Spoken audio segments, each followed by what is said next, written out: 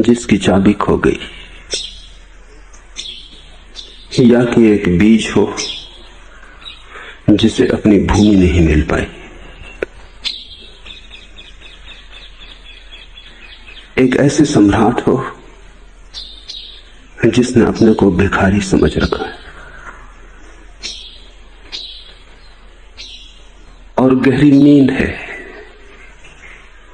और उस नींद में तुम स्वयं जाग सकोगे इसकी संभावना नहीं।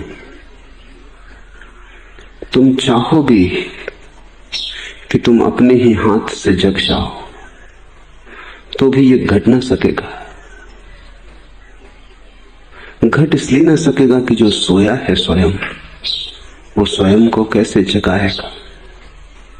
जगाने के लिए जागा होना जरूरी है। और तुम अगर अपने अस्मिता और अहंकार से भरे हुए सोचते रहे कि क्यों किसी से कहेंगे जगाओ, अपने को ही जगा लेंगे, तो ज्यादा से ज्यादा इसी बात की संभावना है कि तुम एक सपना देखो जिसमें कि तुम मान लो कि तुम जाग गए हो।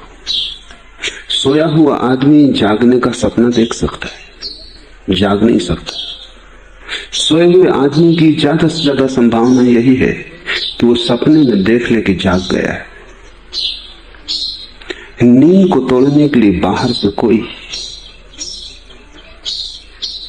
तुमसे बाहर से कोई चाहिए जो तुम्हें चौंका दे। गुरु का कोई और अर्थ नहीं, गुरु का इतना ही अर्थ है कि जो जागा हुआ है और जो तुम्हारी नींद को तोड़ सकता है।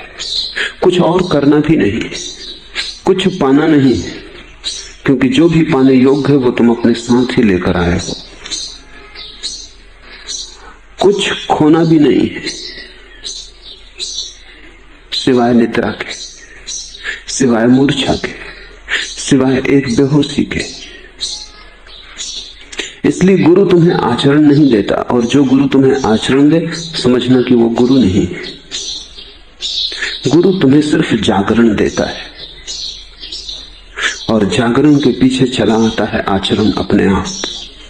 वो जागे हुए आदमी की जीवन प्रक्रिया है आचरण, और सोया हुआ आदमी लाख उपाय करे आचरण को साधने के, साध भी ले तो भी सब सपना ही है, सब पानी पर उठा हुआ बबूला है, उसकी कोई सार्थकता नहीं। तुम सपने में साधु भी हो जाओ तो क्या फर्क पड़ता है। तुम सपने में चोर थे, तुम सपने में साधु हो गए, पर दोनों ही सपने। जाग कर तुम पाओगे न तो सपने का चोर सच था, न सपने का साधु सच था।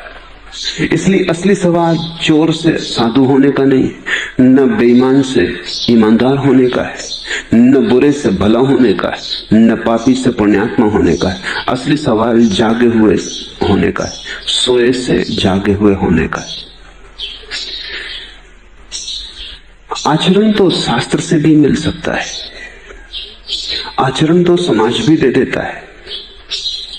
आखिर समाज भी बिना आचरण के तो जी नहीं सकता। इतने लोग हैं वहां, बिना आचरण के बहुत कसमकस होगी, बहुत संघर्ष होगा, बहुत बेचैनी परेशानी होगी, जीना मुश्किल हो जाएगा। समाज भी आचरण थोप देता है, परिवार भी आचरण देता है, शास्त्र भी आचरण देते हैं, गुरु जागरण देता है। और जब गुरु भी आचरण देने लगे तो समझना कि वो समाज के ही हिस्से हो गए, धर्म से उनका नाता टूट गया। जब वो भी तुम्हें समझाने लगे कि चोरी मत करो, बेईमानी मत करो, झूठ mत बोलो, तब उनकी उपयोगिता नैतिक हो गई, धार्मिक न रही। धर्म और नीति में बड़ा भेद है। नीति साधी जा सकती है, सोए हुए जागना जरूरी नहीं। सिर्फ सपना बदलना पड़ता है। कठिन है सपने को बदलना भी, लेकिन बदला जा सकता है। तुम क्रोध कर सकते हो तो तुम अक्रोध भी कर सकते हो। तुम हिंसा कर सकते हो तो तुम अहिंसा का व्रत भी ले सकते हो। तुम काम वासना से भरे हो, तुम ब्रह्मचर्य का आचरण साध सकते हो। इन सब के लिए जागना जरूरी नहीं है। तुम जैसे हो वैसे ही रहोगे, सिर्फ तुम्हारे ऊपर की खोल बदल जाती। तुम वस्त्र बदल लेते हो, तुम नहीं बदलते। गुरु का संबंध तुम्हें बदल देने से, और जब तुम बदल जाओगे तो एक आचरण पैदा होता है। वो आचरण नैतिक नहीं है, धार्मिक। नैतिक आचरण में सुगंध होती ही नहीं। वो ऐसा है जैसे प्लास्टिक के फूल हैं, ऊपर से लगा दिए गए। धार्मिक आचरण की एक सुगंध, एक सौरभ, जैसे फूल वृक्ष में लगे हो, जैसे फूलों की जड़ें जमीन में फैली हो, और फूल सूरज से रोशनी लेते हो, जमीन से हरियाली लेते हो, हवाओं से ताजगी लेते हो, जीवित हो। धार्मिक व्यक्ति इस विराट अस्तित्व का एक हिस्सा हो जाता है। नैतिक व्यक्ति अपने आसपास नीति का आचरण बना लेता है, लेकिन अस्तित्व का हिस्सा नहीं हो पाता। इसलिए नैतिक व्यक्ति तो नैतिक हो सकता है बिना ईश्वर की खोज किए। ईश्वर आवश्यक नहीं है, लेकिन धार्मिक व्यक्ति बिना ईश्वर की खोज के धार्मिक नहीं हो सकता। और ऊपर से देखने में कभी कभी यह भी हो सकता है कि प्लास्टिक का फूल दूर से ज्यादा सुंदर मालूम पड़े, असली फूल से भी ज्यादा सुंदर मालूम पड़े। और ये तो निश्चित ही साफ है कि असली फूल सुबह खिलेगा, सांझ मुरझा जाएगा। नकली फूल मुरझाता ही नहीं, बड़ा मजबूत है। आचरण जीवंत हो तो प्रतिपल बदलता है। जीवन का लक्षण बदलाहट है। आचरण जड़ हो, प्लास्टिक का हो, बदलता ही नहीं। एक दफा पकड़ लिया। झूठे आचरण में एक संगति होती, सच्चे आचरण में एक जीवंत क्रांति होती। सच्चा आचरण एक सतत धार है, गंगा की धार बहती जाती, प्रतिपल बहती। सच्चे आचरण का एक ही लक्षण है कि वो धार सदा सागर की तरफ बहती। घाट बदलते, जमीन बदलती, पहाड़ बदलते, लोग बदलते, लेकिन धार में एक ही गहरी संगति है। सब बदल जाता है, लेकिन सागर की तरफ यात्रा नहीं बदलती। नैतिक आचरण तो पोखर की तरह है, सरोवर की तरह है। वो बदलता नहीं, वो कहीं जाता नहीं, वो अपने में बंद केवल सड़ता है। अगर तुम नैतिक बनने आए हो तो तुम गलत आदमी के पास आ गए। अगर तुम्हें धार्मिक बनने की हिम्मत है तो तुम्हें अनायास ही मुझसे मिलन हो गया है।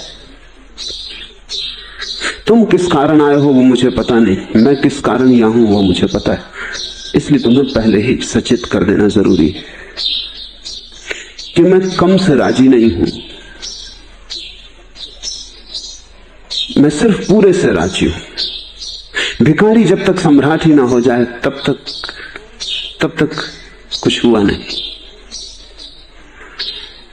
जब तक ये मृतवत जीवन परिपूर्ण अमृत को उपलब्ध ना हो जाए तब तक कुछ हुआ नहीं। जब तक तुम्हें ऐसा खजाना ना मिल जाए जिसे चुकाना संभव नहीं है, जिसे तुम लुटाओगे तो बढ़ता चला जाता है, तब तक तुम कुछ छोटी मोटी संपदा पा भी लो तो उसका कोई मूल्य नहीं है।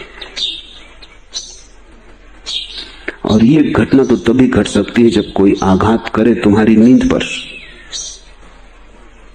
यह घटना तभी घट सकती है जब कोई तुम्हें मार ही डाले,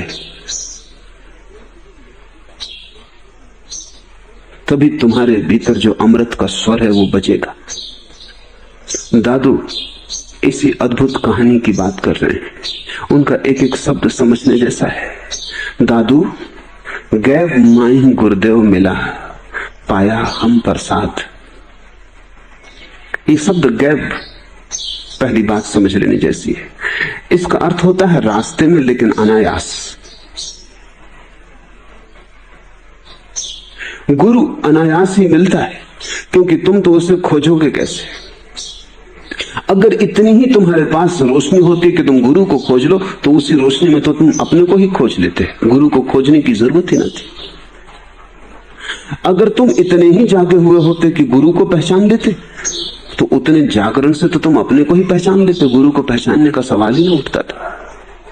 अगर तुम इतने ही समझदार थे कि तुम परख लेते कि कौन गुरु है और कौन गुरु नहीं, तो उतना विवेक तो पर्याप्त है, उससे तो तुम्हारे जीवन में क्रांति हो जाती। गुरु को तुम खोज नहीं सकते, सोया हुआ आदमी कैसे उसको खोजेगा जो उसे जगाए, और अगर सोया हुआ आदमी उसको खोज ले जो उसको जगाए, तो जगाने की जरूरत कहां है, वो आदमी जागा ही हुआ है।